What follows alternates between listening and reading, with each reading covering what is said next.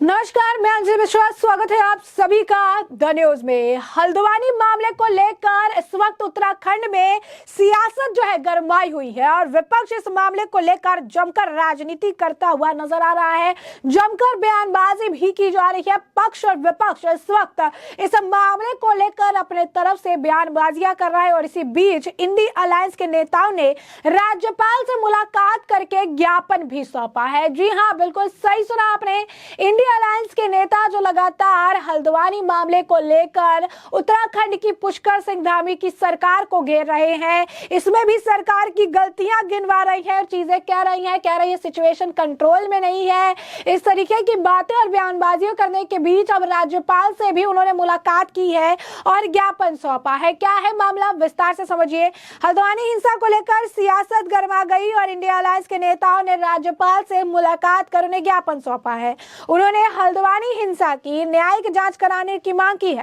कांग्रेस के प्रदेश अध्यक्ष करण महरा के नेतृत्व में इंडिया अलायंस के नेता राजभवन पहुंचे। हल्द्वानी के बनफूलपुरा क्षेत्र में मलिक के बगीचे में अवैध मदरसा और धर्मस्थल ढहाने गई पुलिस और प्रशासन की टीम पर स्थानीय लोगों ने हमला कर दिया था। पथराव में सिटी मजिस्ट्रेट ऋचा जो है सिंह, रामनगर कोतवाल समेत 300 से अधिक पुलिसकर्मी घायल हुए और जो है निगम कर्मी भी घायल हुए, जिनसे कल पुष्कर सिंह धामी ने मुलाकात कर उनसे हालचाल जो है पूछा था और सख्त से सख्त कार्रवाई जो होगी, जिन्होंने भी क्या है इसका आश्वासन भी दिया था।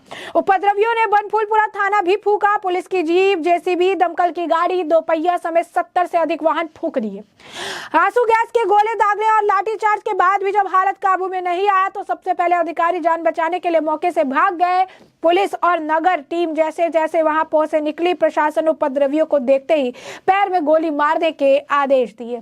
पिता पुत्र समेत 6 लोगों की गोली लगने से मौत हुई और शहर में कर्फ्यू लगा दिया गया। सिचुएशन बद से बदतर होने की कगार पर थे और उसके बाद लगातार बयानबाजियों का दौर देखने के लिए मिला। तौकीर रजा जैसे लोग जो खुलकर बयानबाजी कर रहे थे, कह रहे थे बम ब्लास्ट भी हो सकता है, इस तरीके की जो है बयानबाजियां कर रहे थे। और इसी बीच अगर आप कहेंगे कि विपक्ष भी इस बयानबाजी का पूरा लाभ उठाकर इस मुद्दे का राजनीतिकरण जो है करता हुआ नजर आ रहा है। 8 फरवरी से इंटरनेट बंद चल रही है, यहाँ पर कर्फ्यू जारी है, 5000 लोगों पर केस भी दर्ज हो गया है, लेकिन विपक्ष इस मामले को लेकर अभी भी जो है अगर आप कहेंगे कि राजनीति करता नजर आ रहा है।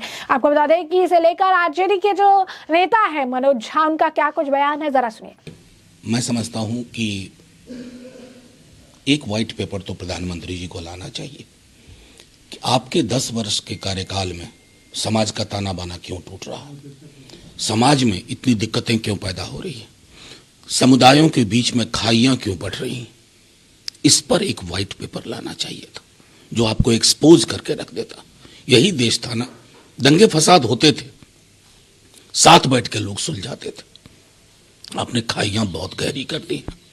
कितनों बड़े नेता बन जाएं आप, तालियां बजवा लें, चुनाव जीत जाएं, देश हार रहा है, प्रतिदिन देश का दिल हार रहा है।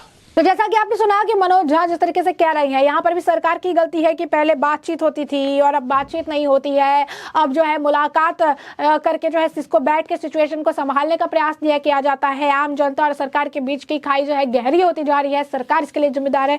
इस तरीके की बयानबाजियां जो है इनके द्वारा कही जा रही है। वहीं दूसरी तरफ अगर आप कहेंगे, जैसा कि हमने आपको कहा कि पक्ष और विपक्ष दोनों तरफ से बयानबाजियां हो रही है, वहीं दूसरी तरफ आपको बता दें कि यूपी हज कमेटी के चेयरमैन मोहसिन रजा का भी बयान सामने आया है, जहां पर वो साफ तौर पर विपक्ष और कांग्रेस को अपने वोट बैंक की राजनीति के लिए इस पूरे कृत्य को लेकर, खासकर हल्द्वानी की जो हिंसा है उसे लेकर जिम्मेदार ठहराते नजर आ रहे हैं। क्या कुछ कह रहे हैं मोहसिन रजा, जरा सुनिए। सबसे पहले तो तौकीर रजा के इस बयान की मैं निंदा करता हूं जो उन्होंने माननीय प्रधानमंत्री जी के लिए, माननीय मुख्यमंत्री जी के लिए या माननीय सर्वोच्च न्यायालय पर टिप्पणी की है, जिसका किसी भी नागरिक को अधिकार नहीं है। हम सब संविधान में विश्वास रखने वाले लोग हैं। ये सोची समझी एक साजिश है, जिस साजिश के तहत तौकीर रजा ने वहां पर तमाम नमाजियों को भड़काने का काम किया, उनको सड़क पर निकालने का काम किया।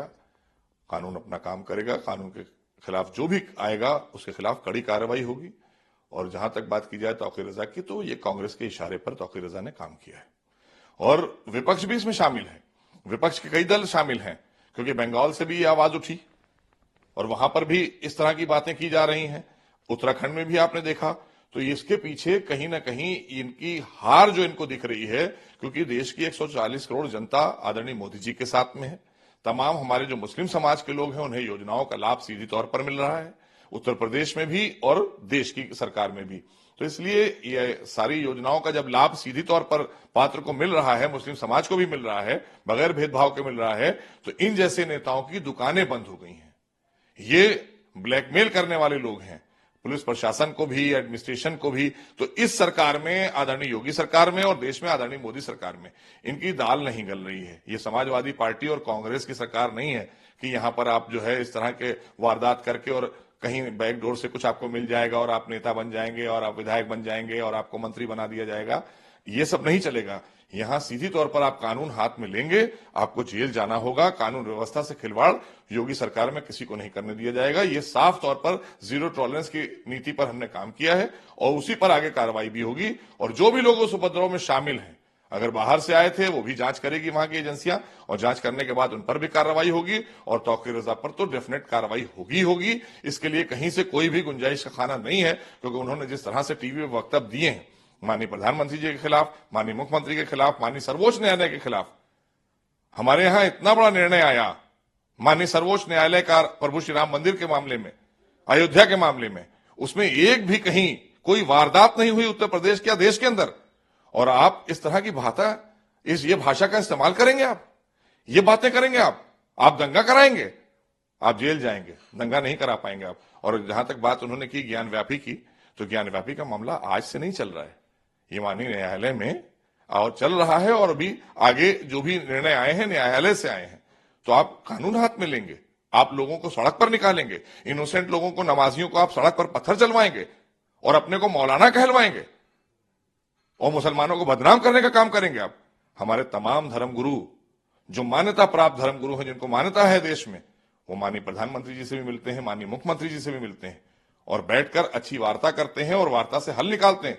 और ये जैसे लोग, क्योंकि ये नेता हैं, इन्होंने यही चरित्र से काम किया है। जब ये समाजवादी पार्टी में मंत्री थे तब भी यही किया करते थे और आज भी इन्होंने यही किया है कांग्रेस के इशारे पर। बल्कि मैं कहूंगा इसमें, इस पूरे षड्यंत्र में पूरा विपक्ष शामिल। हाँ, कि ये तो पूरी तरीके से कांग्रेस के इशारे पर बात कर रहे हैं, कांग्रेस के इशारे पर दंगा कराने का प्रयास किया है। कांग्रेस तो इसमें माहिर है। कांग्रेस ने तो अपने दौर में सांप्रदायिक दंगे 3000 कराए थे जब कांग्रेस का शासन था देश में। तो ऐसे उपद्रवी तो विपक्ष के लोगों के पास बहुत से हैं। ये ऐसे उपद्रवी ये लोग रखकर अपने पास नेता बनाकर रखते हैं कि ताकि जब जरूरत हो तो कोई भी माहौल कहीं खराब करना हो, सांप्रदायिक सौहार्द बिगाड़ना हो, उसके लिए विपक्ष के लोग, कांग्रेस हो, सपा हो, तृणमूल कांग्रेस हो, ये सब अच्छी तरह से जानते हैं। लेकिन इनको पता होना चाहिए कि देश में आदरणीय मोदी जी के नेतृत्व में भारतीय जनता पार्टी की सरकार है, जो सबके लिए सुरक्षा प्रदान करती है, सबको योजनाओं का लाभ देती है। और उत्तर प्रदेश में आदरणीय योगी सरकार है, यहां भी सुरक्षा और सारे लोगों की व्यवस्था, सबको सुरक्षित रखना, सबको सम्मान के साथ रखना और जो लोग कानून हाथ में लेंगे उनके खिलाफ कार्रवाई करना, इसमें देर नहीं करती है योगी सरकार। ये बात उन्हें पता हो जाना चाहिए, क्योंकि उन्होंने जो काम किया है इसकी माफी नहीं होगी, क्योंकि उन्होंने कानून हाथ में लिया है और वो कानून कड़ी से कड़ी कार्रवाई करेगा। वो हिंदुस्तान में नहीं रह पाएंगे। अगर उन्होंने ये सोचा है तो वो भारत में नहीं रह पाएंगे, वो घुसपैठिए होंगे बांग्लादेश से आए हुए या उधर रोहिंग्या से। इस तरह की भाषा कोई भारतीय नहीं इस्तेमाल करेगा आदरणीय योगी जी के लिए। हम ऐसे लोगों को आपने देखा, एक अभी अभियान चला था उत्तर प्रदेश में, अपराध मुक्त किया ना हमने उत्तर प्रदेश। अब ये जो उपद्रव है ना, करने वाले उपद्रवी है ना, अब उपद्रवी मुक्त करेंगे हम लोग। पूरे उत्तर प्रदेश को नहीं, देश को उपद्रवी मुक्त करेंगे। हमारी एजेंसियां इस पर काम करेंगी, क्योंकि ये जो उपद्रव करने वाले लोग हैं ना, ये छोटे छोटे दलों में हैं, इनको संरक्षण मिलता है, कहीं कांग्रेस से, कहीं सपा से, कहीं तृणमूल कांग्रेस से। ये इस तरह के लोग जो हैं, इनको चिन्हित करके इनको भी जेल में डालेंगे, ताकि अमन और अमान के साथ में हर भारतीय रहे और आराम से देश में संपन्न रहे। तो जैसा कि आपने सुना, उन्होंने साफ तौर पर कहा कि विपक्ष की गंदी राजनीति है। उन्होंने तौकीर रजा के बयान की जो है निंदा की, साथ ही साथ उन्होंने विपक्ष के ऊपर भी पूरी हिंसा का जो है ठिकरा फोड़ा और कहा कि किस तरीके से विपक्ष अपनी राजनीति के लिए इस तरीके की चीजों को हवा दे रहा है, इस तरीके के वायलेंस को जो है हवा दे रहा है, और इस तरीके की चीजें बिल्कुल भी नहीं होनी चाहिए, ये सरासर गलत है। तो ऐसे में अगर आप देखेंगे तो विपक्ष जो है मुलाकात कर रहा है, विपक्ष जो है अब इस मामले को लेकर ज्ञापन सौंप रहा है, कह रहा है कि इसे लेकर न्यायिक जांच जो है होनी चाहिए, इसके बारे में पूरा पता लगाना चाहिए। और साफ तौर पर जो मामला सामने आया वो यही आया है कि किस तरीके से जो है प्री प्लान किया गया था कि बुलडोजर आएगा, बुलडोजर चलेगा और उनके ऊपर जो है अटैक किया जाएगा। पेट्रोल बम फेंके जाएंगे, बड़े बड़े पत्थर जमा रखे थे वो फेंके जाएंगे और अब एनएसए के तहत उनके खिलाफ जो है कार्रवाई होगी। पुष्कर सिंह धामी ने सख्त से सख्त कार्रवाई के निर्देश दे दिए और कहा है कि किसी को भी बख्शा नहीं जाएगा। किसी को भी, अगर आप कहेंगे कि उनका कहना है कि आज जो है ये आप कह सकते हैं कि आराम जो है नहीं दिया जाएगा, किसी को भी, किसी भी अवैध निर्माण को अब रहने नहीं दिया जाएगा, सभी पे बुलडोजर चलेगा, सभी पर बुलडोजर की कार्रवाई होगी। जो भी अवैध निर्माण है उन्हें तोड़े जाएंगे और जो लोग भी इसके लिए जिम्मेदार है, जो लोग भी अगर आप कहेंगे हिंसा भड़काने के पीछे जिम्मेदार है, उनके ऊपर एनएसए के तहत कार्रवाई होगी। 5000 आप कह सकते हैं अज्ञात लोगों पर जो है एफआईआर दर्ज कर ली गई है। मामला सामने अब आ चुका है और इस मामले पर अगर आप देखेंगे कि विपक्ष राजनीति कर रहा है तो पक्ष मामले को संभालने का पूरा प्रयास करता हुआ नजर आ रहा है और इसी लेकर विपक्ष ने जो है राज्यपाल से मुलाकात की, ज्ञापन सौंपा है और इस पूरे मामले की न्यायिक जांच कराने की जो मांग है उनके द्वारा की। तो ऐसे में हमने आपको ये जो पूरा मामला है ये बड़ा विस्तार से बताया है कि अब पूरा मामला क्या है और अब इस पूरे मामले पर आपकी भी जो राय हो हमें कमेंट सेक्शन में कमेंट करके जरूर साझा करिएगा। धन्यवाद।